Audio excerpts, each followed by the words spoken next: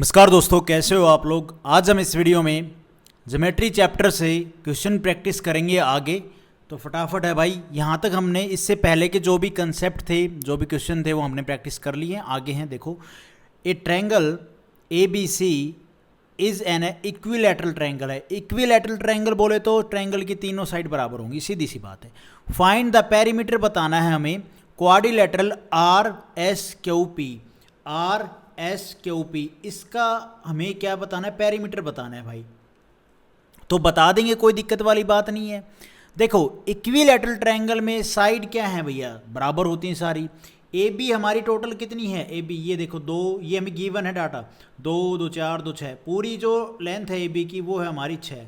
तो ये भी ए सी की जो लेंथ होगी वो भी क्या होगी, छः होगी कि नहीं होगी भाई, बिल्कुल होगी।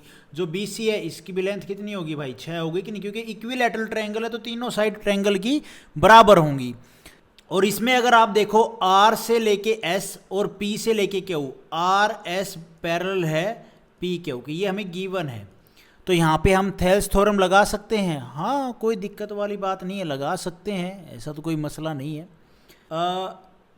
ये ए आर ए पी और ए बी ये बराबर होंगी, क्या नाम है, आप इसको ऐसे कह सकते हो कि ए आर इक्वल होगी ए एस के, और आपका क्या नाम है, ए पी बराबर होगी ए क्यू के, और ए बी बराबर होगी ए सी की। ठीक है। ए आर कितनी है भैया, दो, ए आर दो है, तो ए एस भी कितनी होगी, दो होगी, हाँ जी, तो ये होगी दो। ए से लेके पी तक कितनी बन रही है, दो प्लस दो चार, तो ए से लेके क्यू तक कितनी बनेगी, दो प्लस दो चार, ये दो है तो ये भी कितनी होगी, दो होगी। ए से लेके बी हमारी छः है, और ए से लेके इक्विलैटरल ट्रायंगल है तो ए सी भी छः होगी, तो ये हो जाएगी टोटल दो दो चार दो छः, छः हो जाएगी, हाँ जी बिल्कुल हो जाएगी। ये छः है, ये दोनों, ये तीनों लाइन पैरेलल हैं, तो ये कितनी हो जाएगी भैया, क्योंकि यहाँ पे जो ए आर है वो बराबर होगी आर एस के ऑल्सो। ठीक है, ये बात मत भूलना, थेल्स थ्योरम लगाई है हमने यहाँ पे भाई। और जो ए पी है वो बराबर होगी पी क्यू के, और जो आपकी ए बी है वो बराबर होगी बी सी की। ठीक है भाई, ये तीनों चीज़ें अगर आप समझ गए तो आप आराम से कर लोगे। अब बी सी हमारी, ए बी और ए सी हमारी छः छः थी, तो बी सी भी छः आएगी, जो हमें इक्विलैटरल ट्रायंगल से हमने देख लिया। ए पी, ए जो पी क्यू है वो कितनी होगी भाई, तो जो वैल्यू ए पी की होगी, ए पी कितनी है, दो प्लस दो चार है, तो ये भी चार होगी। और जो आर एस है वो कितनी होगी, वो बराबर है ए आर के या फिर ए एस के, तो ये भी कितनी होगी भैया, दो, दो चार छः, सेम रेशो हो गया, हाँ जी।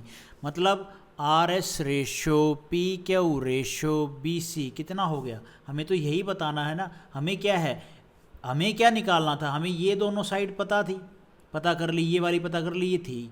अब हमें ये पता चल जाए, ये पता चल जाए तो पेरीमीटर निकल जाएगा, निकल जाएगा।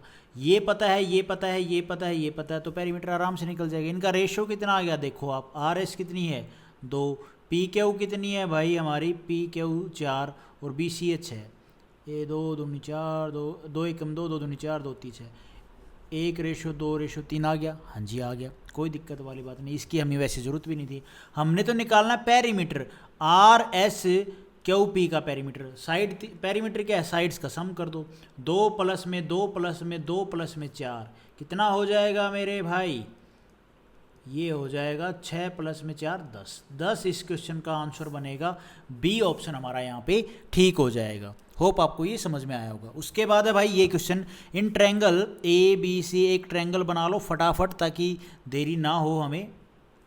ये ट्रायंगल है हमारा ए बी और C, D E R point on side A C, A C के ऊपर। अच्छा यहाँ पे थोड़ा सा ना नाम ए, ये सी और इसको बी ले लो, क्योंकि ये गड़बड़ हो जाएगी वरना। ए सी और बी सी के ऊपर डी और ई पॉइंट है, ए सी और बी सी, ए सी और बी सी है ना, तो डी ई, यहाँ पे ए सी मैंने गड़बड़ कर दिया यार, कुछ ना कुछ,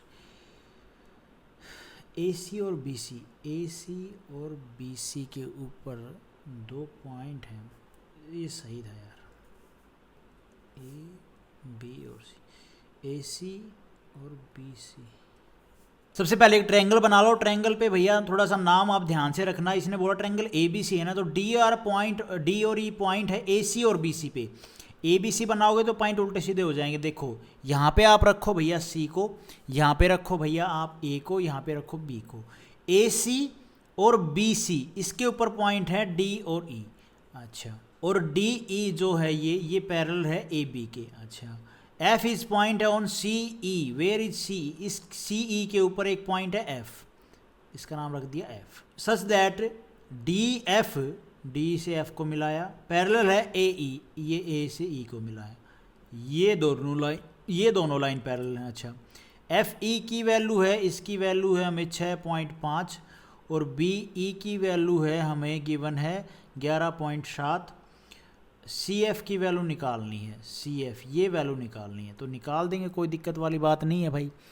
आप सबसे पहले जो ये वैल्यू है ना इनको छोटा कर लो, क्योंकि बी ई और एफ ई की जो वैल्यू है क्या है 11.7 और ये है 6.5। इनको काट दो, तो आप इनको काटोगे तो भैया ये 13 से कट जाएगा। 13 पंजे 65 और ये कट जाएगा मतलब 1.3। ये 13 से, और ये 13 से कितना कटेगा? 13 निम्न 117, 9:5। अच्छा, अब ये हमने ये हमने 1.3 क्या उधार लिया, इनको छोटा रेशो कर लिया, तो ये बाद में लौटाना ही पड़ेगा, कभी आप इसको लौटाओ नहीं। ठीक है, अब इसको हम सोल्व करो। आप देखो सबसे पहले ट्रायंगल सी ए और ई, इसमें अगर हम इस रेखा को, ये जो सी एफ है जो निकालने, इसको एक्स मान लें, तो ट्रायंगल सी ए ई को देखो, सी ए ई, इस ट्रायंगल सी ए ई, इसमें ये लाइन और ये लाइन पैरेलल है, इसको भूल जाओ फिलहाल। ठीक है, डी को भूल जाओ, ये लाइन दोनों पैरेलल हैं, ये दो साइड पता है, तो ये साइड पता है, तो भैया ये किसके बराबर होंगी? इनके बराबर होंगी। मतलब क्या होगा, सी एफ सी से लेके एफ अपॉन में एफ से लेके ई बराबर होगी हमारी सी डी अपॉन में डी ए, या ए डी कह सकते हो।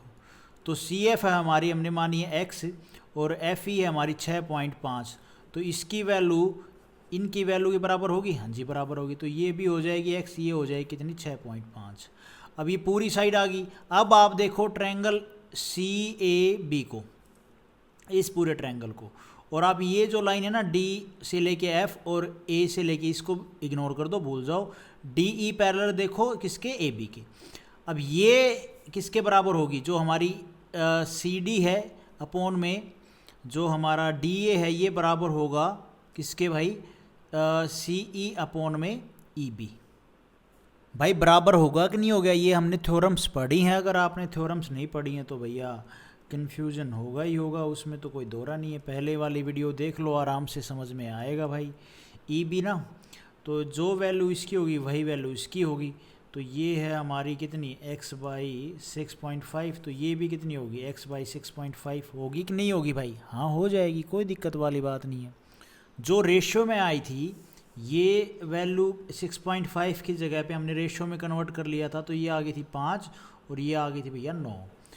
और सी ई वैल्यू क्या है? सी ई एक्चुअल में है हमारी x प्लस में 5, और ए डी हमारी कितनी गिवन है भैया? ना सॉरी, जो ई बी है, ई बी हमें है कितनी आई थी? 9 आई थी कि नहीं आई थी? ये सी डी अपॉन में डी ए कितना है? x अपॉन में 6.5, और ये बराबर रखेंगे हम, क्योंकि ये दोनों बराबर होंगे ना, तो ये इसके बराबर रखेंगे, तो x प्लस में 5 अपॉन में 9, इनकी क्रॉस मल्टीप्लाई कर दो। क्रॉस मल्टीप्लाई करेंगे तो ये कितना आ जाएगा भाई? 9x। ये हो जाएगा 6.x प्लस में 65 की 5 में आप मल्टीप्लाई करोगे तो कितना आएगा भाई? ये आ जाएगा कितना? 65 की 5 में 25, 2 5 6 30 और 2 32, 32.5 आएगा भाई। मल्टीप्लाई करेंगे तो गड़बड़ है कुछ, देखा गड़बड़ ये है कि ये 6.5 है, क्योंकि 6.5 को तो हमने कन्वर्ट कर लिया था ना, यहाँ पे खाली 5 आएगा, तो ये यहाँ पे आ जाएगा 5x और ये हो जाएगा 5×5 = 25। 9x में से 5x जाएंगे 4x = 25। x की वैल्यू कितनी आ गई? 25/4। अब ये तो आ गई x की वैल्यू, मतलब हमारी CE जो हमने मानी थी x, उसकी वैल्यू आ गई 25/4। लेकिन मैंने अभी आपको ऊपर बताया था कि हमने जो ये 1.3 से काट के छोटा रेशो बनाया है ना, इसको हमने लौटाना ही पड़ेगा बाद में। ये उधार लिया था तो भैया यहाँ पे आप मल्टीप्लाई कर दो 1.3 की, 1.3 की मल्टीप्लाई करोगे तो आप इसमें मल्टीप्लाई करोगे 25 में, तो ये आ जाएगा 32.5/4। और आप इसको काटो भैया, 8 चौक 32, 4 एकम 8 8 है ना, 4 8 32, 4 एकम फिर बचेगा 4 एकम पॉइंट, 4 एकम 4, और ऐसे करके फिर भैया 1 4 दूनी 8, फिर 2 बचेगा, 4 5 20, 8.125। ये इस क्वेश्चन का आंसर बनेगा 8.125। डी ऑप्शन हमारा यहाँ पे ठीक हो जाएगा। उसके बाद है भाई ये क्वेश्चन, इन ट्रायंगल ABC, पहले सबसे पहले आप एक ट्रायंगल बना लो सुथरा सा, ताकि उसको नज़र ना लग जाए, ताकि आपका क्वेश्चन ना हो फिर। A, B और C, DE are the point on AB और AC के ऊपर, ये AB और ये AC, इसके ऊपर D और E हमारे पॉइंट हैं भाई। सच दैट DE पैरेलल है BC के, F is point on AE के ऊपर F एक पॉइंट है, इसको इससे मिला दो, ठीक है। DF पैरेलल होगा BE के, ये इससे इसको मिला दो, ये इसके पैरेलल होगा। AF हमें गिवन है 1.6 और CE हमें, CE कहाँ है, CE हमें गिवन है 6। The ratio of area of triangle ADE, इसका रेशो और एरिया ऑफ ट्राइपेजियम BDEC, छोटे वाले ट्रायंगल का एरिया और इसका ट्रेपेजियम का एरिया, इनका एरिया का रेशो बताना है। तो क्या हम नहीं बता देंगे? हाँ, आप वही जो पीछे हमने किया इसको, जो एरिया एक साइड का कुछ नहीं पार्ट गिवन है तो उसको मान लो, EF को मान लो हम भैया x लेट कर लेते हैं। लेट कर लिया तो ट्रायंगल ABE, वही ट्रायंगल ABE को देखो और इसमें आप DF को देखो और BE को देखो। ये जो DE है ना, इसको इग्नोर कर दो, ये दोनों पैरेलल हैं तो थ्योरम लगा दो भाई, जहाँ पे हमारा क्या होगा, AF अपॉन में FE बराबर होंगी किसके, AD अपॉन में DB के। होंगी कि नहीं होंगी भाई? हाँ बिल्कुल होगी। तो जो रेखा ये होगी वही रेखा ये होगी। तो AF वैल्यू हमारी कितनी है 1.6, तो AD की वैल्यू भी 1.6 हो जाएगी। और भाई FE हमने माना x, तो जो DB है ये भी क्या हो जाएगी हमारी x हो जाएगी। हो जाएगी कि नहीं हो जाएगी? हाँ भाई। तो हमारे AD अपॉन में DB रेशो क्या आ गया, ये आ गया 1.6 अपॉन में x। आ गया कि नहीं आ गया? हाँ जी आ गया। उसके बाद आप देखो ट्रायंगल ABC ट्रायंगल में DE पैरेलल है BC के, है कि नहीं है भाई? बिल्कुल है। और इसमें क्या होगा, AD अपॉन में DB बराबर होगी AE अपॉन में EC के। होगी कि नहीं होगी भाई? बिल्कुल होगी। तो AD हमारा DB हमारी कितनी है 1.6/x, और AE देखो A से लेके E ये कितनी हो जाएगी x प्लस में 1.6 अपॉन में EC हमारी कितनी है भैया 6। इनकी आप कर दो क्रॉस मल्टीप्लाई करोगे तो भैया क्वाड्रेटिक इक्वेशन बनेगी। 16 छिक्के कितना होता है भैया 96, मतलब 9.6 आ जाएगा। और x की इसमें मल्टीप्लाई करोगे और इसमें मल्टीप्लाई करोगे तो ये हो जाएगा भाई कितना 1.6x प्लस में x²। ये क्वाड्रेटिक इक्वेशन बनेगी कि नहीं बनेगी भाई? बिल्कुल बनेगी। माइनस में 9.6 बराबर में 0। अब हमने x का मान निकालना है क्वाड्रेटिक इक्वेशन से, तो आप देखो मल्टीप्लाई करें तो 96 आए और प्लस माइनस करें तो 1.6 आए। तो क्या ऐसा कुछ हो रहा है? 4 में से 2.4 घटाएंगे तो कितना बचेगा? 1.6 ही तो बचेगा। और भैया 24 की 4 में मल्टीप्लाई करेंगे कितना आएगा 96। तो x का मान आ गया माइनस का 2.4 और प्लस का 4।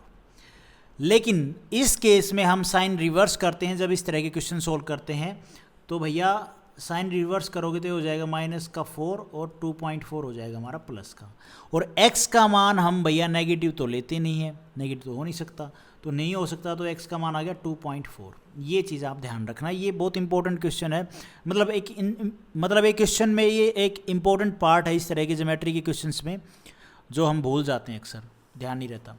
अब भैया x का मान आ गया 2.4, और आप इस ट्रायंगल में देखोगे जो छोटा ट्रायंगल और बड़ा ट्रायंगल क्या है, सिमिलर हैं? हाँ जी बिल्कुल सिमिलर हैं।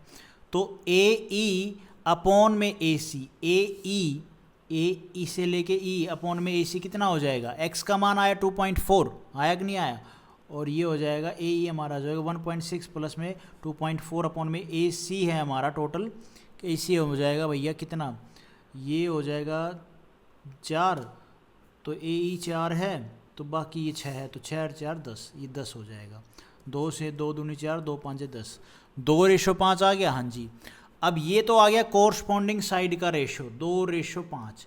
एरिया का रेशो कैसे निकलेगा भाई, तो एरिया का रेशो निकलेगा, इनका स्क्वायर कर दो, 2 का स्क्वायर हो जाएगा 4, 5 का स्क्वायर 25, ये आ गया एरिया का रेशो, छोटे बड़े ट्रायंगल का जो एरिया है उसका रेशो आ गया।